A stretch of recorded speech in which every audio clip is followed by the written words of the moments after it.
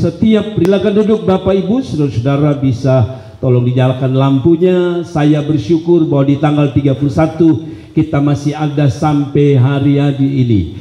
Janjian pujian yang kita naikkan beberapa tadi atau beberapa lagu tadi sedang menghantar kita untuk melihat kebaikan Tuhan. Bapak Ibu saudara, tadi sore ketika saya pergi keluar sebentar sebelum kembali ke gereja, Ibu Gembala telepon dan bilang tolong belikan kami roti perjamuan kudus, karena rotinya sudah afkir ya, sudah selesai, sudah tidak bisa digunakan. Jadi saya pergi beli roti biasa. Nah, pada waktu saya dan anak-anak mau keluar dari toko roti, saya lihat ke belakang ada sirine yang berbunyi, dan saya tanya anak itu, sirine apa? Ini sirine kematian Bapak. Dari mana? Saya bilang dari Leona. Jadi saya sempat sedih. Saya berpikir, Tuhan, kalau saya berada di keluarga ini pasti saya sedih luar biasa. Kenapa?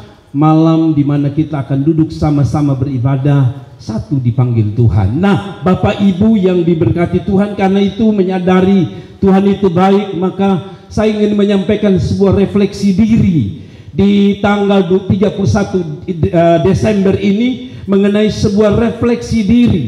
Apa itu refleksi, saudara? Katanya refleksi diri adalah merupakan proses introspeksi diri dengan cara merenung atau melihat kembali kepada hal-hal yang telah di belakang kita, lalu dengan begitu kita mulai sadar apa kekuatan kita dan apa kelemahan kita, lalu kita akan menggunakan segala kelebihan kita untuk berada maju ke depan. Nah, karena itu saudara, firman Tuhan satu saja dalam 1 Samuel 7 ayat yang ke-12, ayat yang terkenal sekali. Mari kita renungkan. Saya tidak akan coba lama, tetapi saya mau saudara tangkap pesan Tuhan ini. Di tanggal 31 Desember 2023 kita memasuki tahun rahmat, tahun anugerah, karena 365 hari ketika orang lain meninggal, ketika orang lain sakit, ketika orang lain terbaring, Anda dan saya masih ada di puncak daripada tahun 2023. Saya baru saja pulang dari Semau,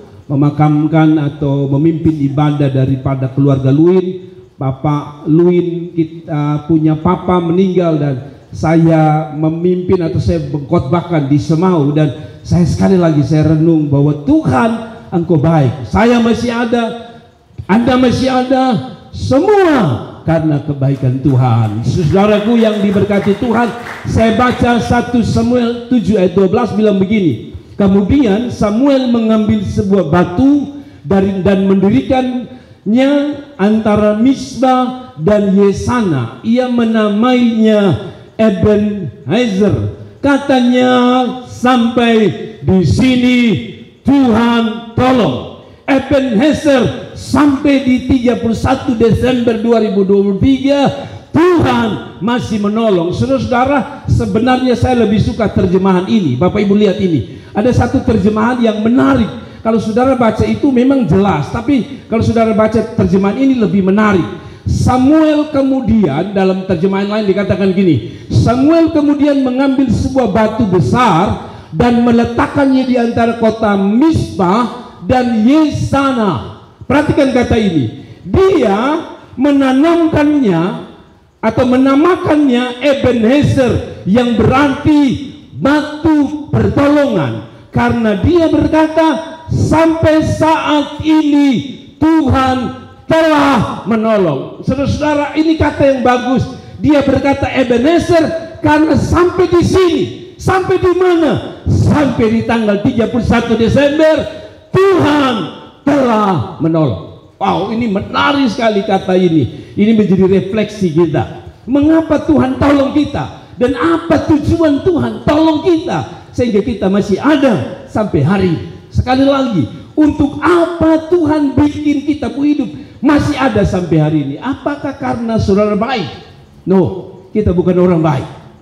Apakah Anda orang luar biasa sehingga Tuhan kasih Anda hidup sampai hari ini? Oh, bukan. Ini yang saya sebut sebagai anugerah Tuhan. Dan mari kita renung, mengapa Samuel mendirikan sebuah menara atau sebuah tugu peringatan.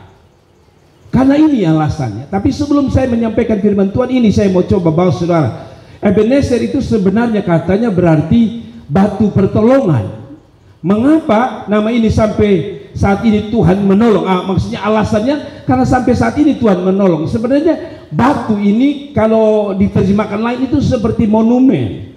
Kalau saudara lihat ada patung-patung pahlawan, itu dibuat hanya untuk mengingat bahwa pahlawan-pahlawan ini pernah hidup lalu memberikan kita perjuangan yang memberikan kita kemerdekaan. Nah, kalau waktu itu sebenarnya dalam terjemahan lain ini dibikin seperti apa namanya, patung atau boleh dibilang seperti monumen ya, yang mengingatkan bahwa dulu Tuhan pernah buat sesuatu. Dan dalam konteks Ebenezer dalam 1 Samuel pasal 7 ayat 12, kalau saudara baca ayat sebelum dan sesudahnya, sebenarnya sederhana. 20 tahun orang Israel bergumul, merintih, menangis karena mereka kalah, mereka terjajah, mereka orang yang tidak bisa merasakan kebebasan. 20 tahun mereka nangis dan nangis dan nangis, sedih, pergumulan berat 20 tahun.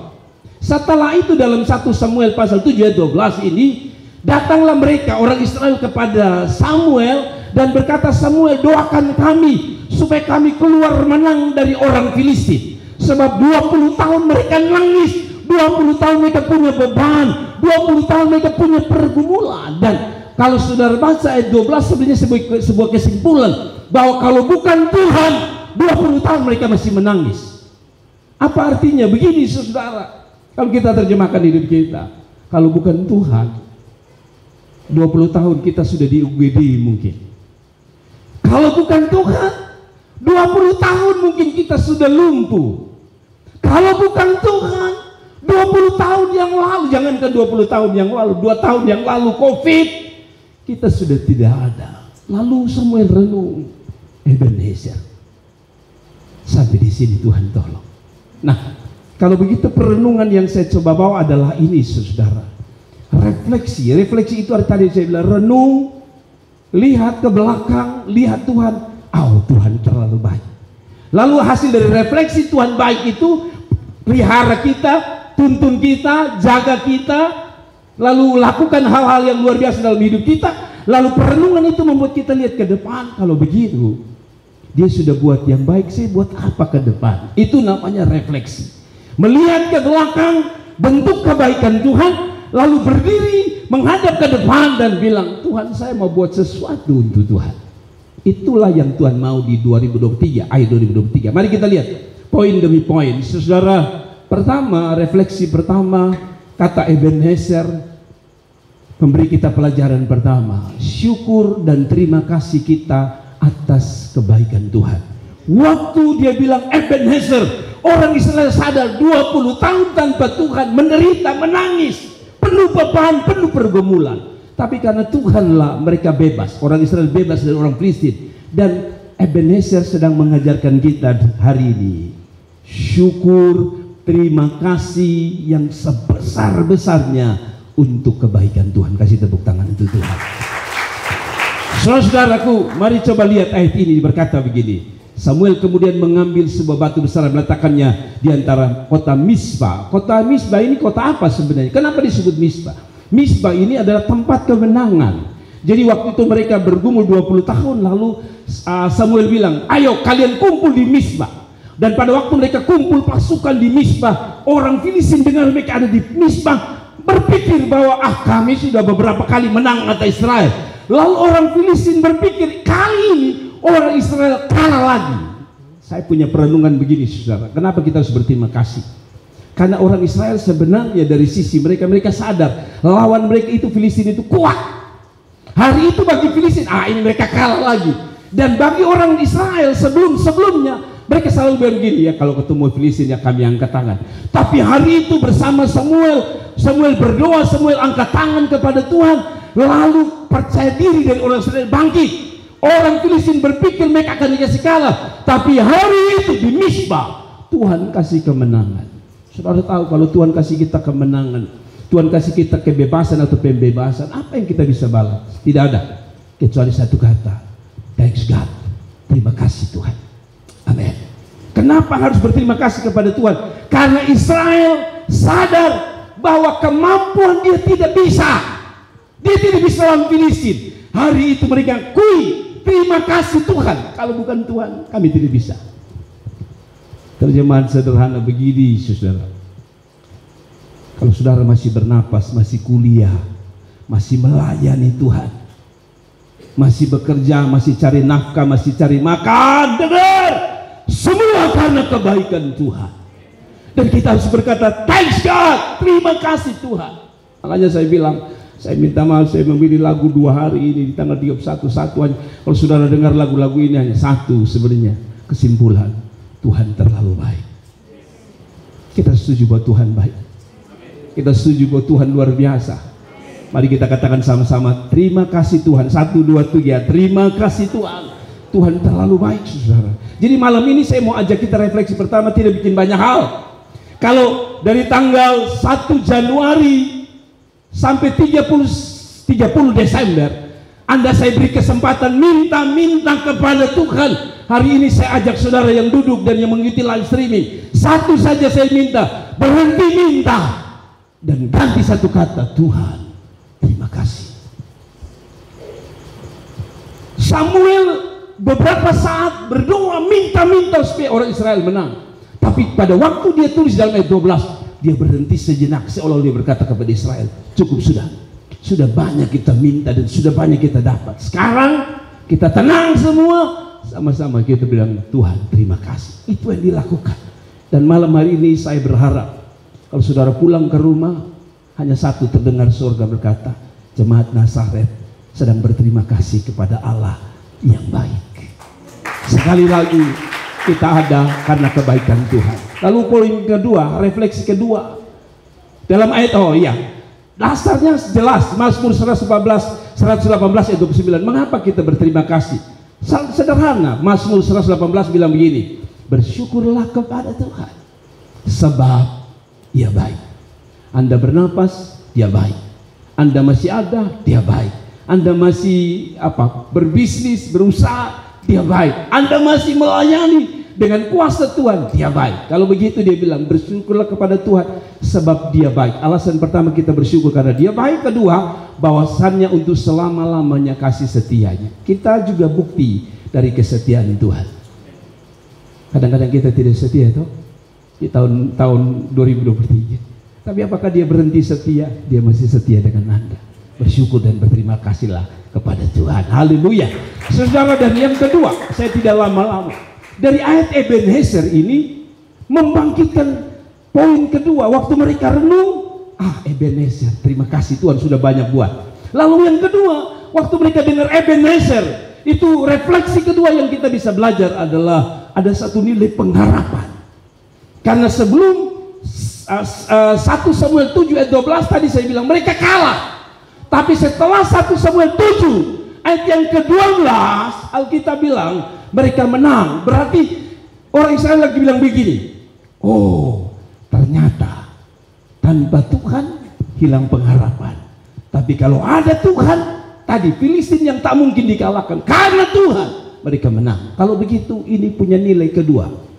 2023 sudah Tuhan buktikan saya Tuhan hebat, tolong saudara. Maka ada pengharapan 2024 bahwa Allah yang sama yang memimpin Israel, Allah yang sama memimpin saudara dan saya di 2023, maka Allah yang sama yang akan memimpin kita di 2024. Karena kalau Dia yang pimpin, saya percaya ada sesuatu yang luar biasa Dia bisa kerjakan dalam hidup kita. Sekali lagi kasih tepuk tangan di pujian Tuhan. Jadi refleksi kedua adalah pengharapan. Ebenezer sedang bicara sebuah pengharapan. Kalau saudara bertanya, Pak Gembala, 2024 ini saya kira-kira jadi apa nih? Kita pun hidup tambah hari tambah susah ini. Saya mau bilang, belajar dari Israel, mereka pernah susah. Tapi karena mereka punya pengalaman disertai Tuhan, ada sebuah pengharapan baru. Bukan hanya Filistin, siapapun di depan mereka, mereka libas. Kenapa? Ada pengalaman monumen yang selalu mengingatkan mereka. Allah di Mizpah itu telah menolong, maka Allah yang ada di Kupang pun akan menolong kita. Sekali lagi, Allah yang di Mizpah akan menolong orang Israel dan bisa menolong orang dan telah menolong orang Israel. Allah yang sama yang ada di kuliahmu, di bangku pendidikanmu, di rumah tanggamu, di bisnismu, Dia Allah yang sama yang mengatakan, aku sama dulu, sekarang, dan selamanya. Bukankah ini sebuah pengharapan? Bergantunglah kepada Tuhan. Sekali lagi 2023 sudah banyak cerita tentang Tuhan. Saya bersaksi ya. Saya bersaksi. Saya bergumul dengan satu kata tentang pengharapan. Jadi Bapak Ibu Saudara, masuk bulan Desember adalah bulan punya pergumulan panjang untuk saya. Satu, saya selalu bilang di sini, ini saya tidak cerita untuk saudara berbelas kasihan, tapi saudara belajar satu kata, pengharapan. Dan saya lihat Ebenezer, Tuhan dahsyat. Jadi Bapak Ibu Saudara, saya cerita karena sudah terjadi, saya cerita. Waktu masuk bulan Desember, kami punya pergumulan banyak. Satu, Natal, tanggal 17. Saya tanya Ibu Lin dan teman-teman, bagaimana? Belum semua dana terkumpul. Tapi saya sudah umumkan tidak. Apapun terjadi kita buat. Tapi puji Tuhan, Tuhan buat. Itu doa kita yang saya lihat. Sebuah pengharapan dalam Tuhan. Yang kedua saudara, saya itu berdoa supaya anak saya bisa datang. Cynthia itu bisa datang berlibur. Karena ada satu kerinduan dari saya dan istri supaya anak-anak kumpul di malam Natal, malam Tahun Baru, kami berdoa bersama-sama. Dan ketika saya sedang bergumul untuk tiketnya, tiba-tiba anak saya bilang, Bapak setengah, beta setengah. Kebetulan saya punya berkat, saya anggap satu tiket lolos, sudah dibayar. Lalu saya urus travelnya selesai. Namun ada satu yang sebenarnya paling menakutkan bagi saya adalah ini saudara. Sebelum mereka masuk, biasanya mereka harus setor 7.300.000. Dan itu yang paling saya takutkan sebenarnya. Di samping Natal ada harus 7.300.000, dan saya juga punya kerinduan untuk bikin ucapan syukur. Sebenarnya orang bilang ucapan syukur tidak usah buat, tidak apa-apa, tapi saya mau kasih tahu anak saya Jenny, saya mau beri terima kasih kepada dia bahwa dia sudah wisuda. Bagi saya rasa terima kasih saya itu dalam bentuk yang dapat dia lihat, yaitu saya mau bikin ucapan syukur supaya teman-temannya datang, jemaat datang. Ya mungkin makan tidak ada apa-apa, tapi saya sudah hitung kira-kira sekian juta yang kami perlu. Saudara-saudara, mendekati hari H, ada saja berkat Tuhan sampai selesai. Dan yang lebih menarik adalah anak saya punya uang sekolah 7.300.000. Waktu kami sedang berdoa, tiba-tiba ada orang yang memberkati. Dan saya bilang sama Cynthia, biasanya mereka harus bayar di bulan Januari. Mungkin saya orang pertama yang bayar 7.300.000 untuk semester ini. Dan saya tahu, Ebenezer, kalau Tuhan sudah tolong saya tahun yang lalu, saya meyakini tahun ini Tuhan tolong. Dan karena saya sudah lihat Tuhan berperkara, saya meyakini hidup saya, jemaat saya, keluarga saya, siapapun yang ada di bawah pelayanan saya, selalu Tuhan bisa pelihara saudara. Sekali lagi kasih tepuk tangan untuk Tuhan. Ebenezer, cerita lama memberi pengharapan untuk kita bisa melihat cerita baru dari Tuhan di masa depan. Saya ulangi lagi. Ebenezer artinya cerita lama akan membuat iman kita kokoh dan mempercayai bahwa ada cerita-cerita baru yang lebih hebat dari Tuhan, dari surga, untuk membuat cerita tentangmu di masa yang akan datang. Amin. Ada seorang bernulis begini, saya berharap saya bisa baca. Segala berkat Tuhan ada di atas hidupku. Apapun yang terjadi dan akan terjadi di dalam hidup ini, aku percaya bahwa Tuhan selalu mengasihiku dan menyertaiku. Sesuatu yang saya mau bawa saudara, bahwa Tuhan itu baik. Kedua, Tuhan itu tempat pengharapan. Dan yang terakhir, tadi saya bilang, refleksi itu lihat, Tuhan baik. Lalu berdiri, lihat ke depan, lalu bilang, oh Tuhan sudah baik, apa yang saya bisa lakukan untuk Tuhan? Dan ini jawaban saya yang terakhir. Tapi sebelum kita lihat ayat ini dulu. Terus saudara-saudara, Ulangan bilang begini, Ulangan 31 ayat 8 begini, sebab Tuhan dia sendiri akan apa?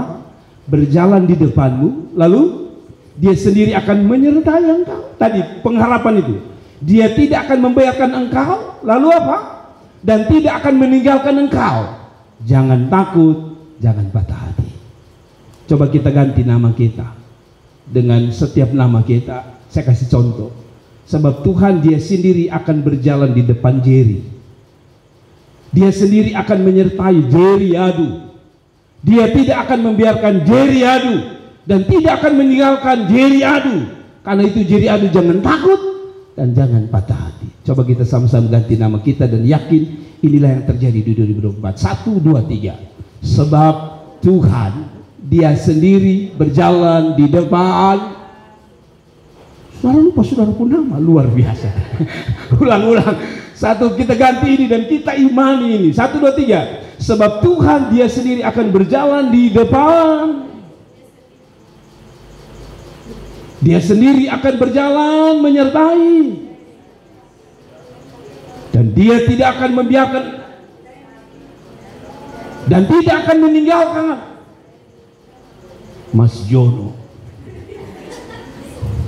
janganlah takut dan janganlah patah hati. Dan yang terakhir, saya bawa perenungan ini. Saudara-saudara, Ebenezer bikin kita pengharapan, tapi Ebenezer juga memberi kita harus ingat dan tahu diri untuk melakukan poin yang ketiga. Dalam perenungan itu, Israel sadar, Israel bukan hanya terima dari Tuhan, tapi Israel harus memberi sesuatu kepada Tuhan. Apa itu yang dapat kita beri atas terima kasih kita kepada Tuhan? Sederhana, komitmen kepada Tuhan. Yang setuju katakan amin. Siapa yang merasa kebaikan Tuhan di 2023, angkat tangan. Kalau begitu saudara semua sudah rasa kebaikan Tuhan, harus bikin komitmen. Apa komitmen? Ada seorang tulis begini dalam bahasa Rote. Komitmen, a promise, or firm decision to do something. Sebenarnya dia punya arti sederhana, janji atau keputusan untuk tetap melakukan sesuatu untuk Tuhan. Karena Tuhan sudah baik, saya berjanji, saya ambil keputusan untuk melakukan atau tetap melakukan sesuatu untuk Tuhan. Begini dia punya contoh. Karena saya sudah lihat kebaikan Tuhan, Tuhan pelihara kita, Tuhan jaga kita, Tuhan berkati bisnis, proyek saya, maka saya berjanji, ambil keputusan, saya tetap melayani sebagai tim praise and worship. Sesederhana begitu. Saya akan tetap setia mengiring Tuhan. Ada amin. Nah, ini komitmen yang merupakan ayat terakhir kita, lalu kita akan berdoa. Terus saudara sudah tahu itu. 1 Raja-Raja 8 ayat 61 bilang begini. Ini bentuk ayat komitmen. Dan hendaklah kamu berpaut kepada Tuhan. Sekali lagi, dan hendaklah kamu berpaut kepada Tuhan. Jadi karena Tuhan sudah cinta kita, sayang kita, baik kepada kita, hatimu harus berpaut kepada Tuhan. Amin. Amin. Nona, kalau Tuhan sudah berkati hidupmu, hatimu harus berpaut pada Tuhan. Jangan lu berpaut hanya kepada Yohanes. Yang lu hanya berpaut pada Mae. Bukan Mae yang ini, Mae ini baik, dia sayang kakak Novi. Ini Mae yang lain. Saudara, katanya nona-nona itu harus belajar dari tiang listrik. Dan jangan belajar dari sekedar lagu-lagu. Kalau saudara berpaut pada Tuhan, maka saudara akan belajar dari tiang listrik. Saudara tahu apa perbedaan nona-nona belajar dari tiang listrik dan belajar dari lagu-lagu? Katanya kalau belajar dari lagu-lagu kita bisa sesat dan kita tidak berpaut pada firman Tuhan. Kalau belajar dari lagu bisa salah. Sekarang ini ada lagu bilang begini. Pegang tangan boleh, cium-cium boleh. Bisa kita lanjut sama-sama? Tapi yang satu ini tidak boleh. Siapa bilang begitu? Saya tanya saudara, siapa bilang pegang-pegang boleh, cium-cium boleh? Saya tanya saudara, boleh tidak? Tidak boleh, tapi lagu bilang pegang-pegang boleh, cium-cium boleh, walaupun ada kata terakhir. Tapi yang satu ini tidak boleh. Tapi saudara belajar di tiang listrik. Apa kata tulisan di tiang listrik? Apa tulisan di tiang listrik? Jangan disentuh, bahaya. Tiang listrik saja tahu lu pegang lu bahaya. Kenapa kok saudara tidak berpaut pada Tuhan? Orang rabah sana rabah sini, pegang-pegang saudara nyanyi, pegang-pegang boleh, cium-cium boleh. Saya tanya saudara Bapak yang calon Bapak mantu, kira-kira kalau saudara nyanyi itu di depan Bapak mantu, dia kira-kira dia bilang ini belis kesturun, ini belis kesturun, atau sebaliknya dia bilang denda, denda, denda. Mengerti maksud saya? Kalau Tuhan sebaik, mari cinta Tuhan, katakan amin, kasih tepuk tangan untuk Tuhan. Dan hendaklah kamu berpaut kepada Tuhan Allahmu kita dengan apa? Sepenuh hatimu dan dengan hidupmu menurut segala ketetapannya, dan tetap ini komitmen mengikuti segala perintahnya seperti pada hari ini. Kenapa pada hari ini? Karena hari ini telah membuktikan Tuhan jaga, Tuhan pelihara, dan Tuhan berkati kita. Amin. Saya tutup dengan kesimpulan ini, lalu saudara akan dengar apa itu komitmen. Maksudnya apa? Sederhana sebagai pesan saya. Komitmen untuk apa? Sama-sama baca. Cinta Tuhan, dekat Tuhan, melayani Tuhan, dan menyenangkan hati Tuhan. Ebenezer hanya mau ajak kita untuk komitmen cinta Tuhan, dekat Tuhan, melayani Tuhan, dan menyenangkan hati Tuhan. Ada seorang ahli, katanya seorang negarawan sekaligus ahli fisika bilang begini, dan saya berarti komitmen kita di tanggal 31 Desember ini. Kata bijak dari seorang negarawan dan ahli fisika dari Amerika Serikat bernama Benjamin Franklin. Kita begini-begini punya Benjamin, tapi tidak Franklin, hanya Nun ada di belakang. Berperanglah, dia bilang begini, berperanglah dengan kebiasaan burukmu, berdamailah dengan orang di sekitarmu, dan biarkan setiap tahun yang baru menjadikan manusia yang lebih baik. Sekali lagi, mari kita belajar dari Franklin untuk punya komitmen begini. Berperanglah dengan apa? Kebiasaan burukmu. Kebiasaan buruk kita apa? Berdamailah dengan orang di sekitarmu, dan biarkan setiap tahun yang baru menjadikan kita manusia yang lebih baik. Kasih tepuk tangan untuk Tuhan. Mari kita tunduk kepala dan kita akan berdoa bersama-sama. Saya undang para pemain musik.